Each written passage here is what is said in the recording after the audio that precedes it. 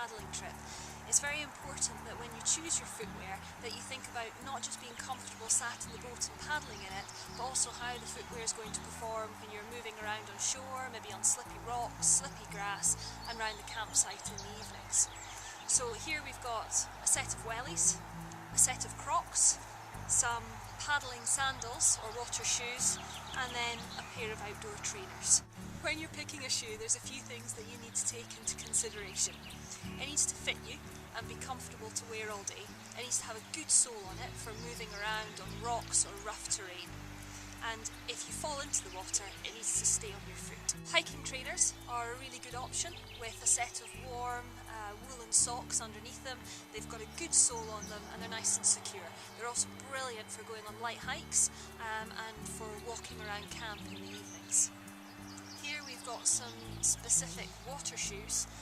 These are sandals, but they've got a really good durable sole on them and they've got some toe protection on the front as well. Crocs are very comfortable to paddle in, but they've got very slippy soles and they're not great for moving around on slippy rocks, wet grass or around the campsite in the evenings. Finally, we've got a set of welly boots.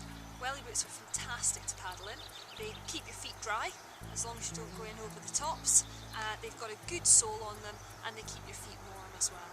When you're choosing a set of wellies, it's important to make sure that you choose ones that are quite snug fitting around the leg, and that means if you do fall in the water or if you do go in above the top of the welly boots, then there's not lots of excess space to fill up with water. Whatever form of footwear you decide to choose, something that I can't recommend highly enough is getting a set of waterproof socks, because whichever bit of footwear you choose is going to get wet while you're paddling during the day, and there's nothing more uncomfortable than having soaking wet feet all week, every evening when you're out on expedition. So what I tend to do is I paddle either in a water shoe and sometimes I paddle in Crocs if I know that I'm not going to be anywhere, that I'm going to be walking over very difficult, demanding terrain.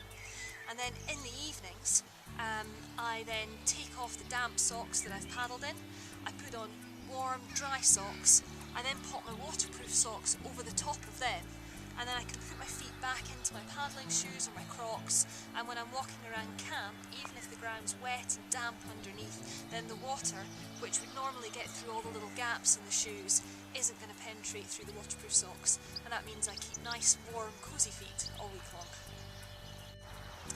If you go over the top of your welly boots and the wellies get wet on the inside, then they're very unlikely to dry out through the week. So that's where the waterproof socks come in handy again. Again, once I get to the campsite, I tend to take off my damp footwear or socks that I've got on underneath my wellies. I put my waterproof socks on and then I can put my wellies back on and my feet stay nice and dry and cosy.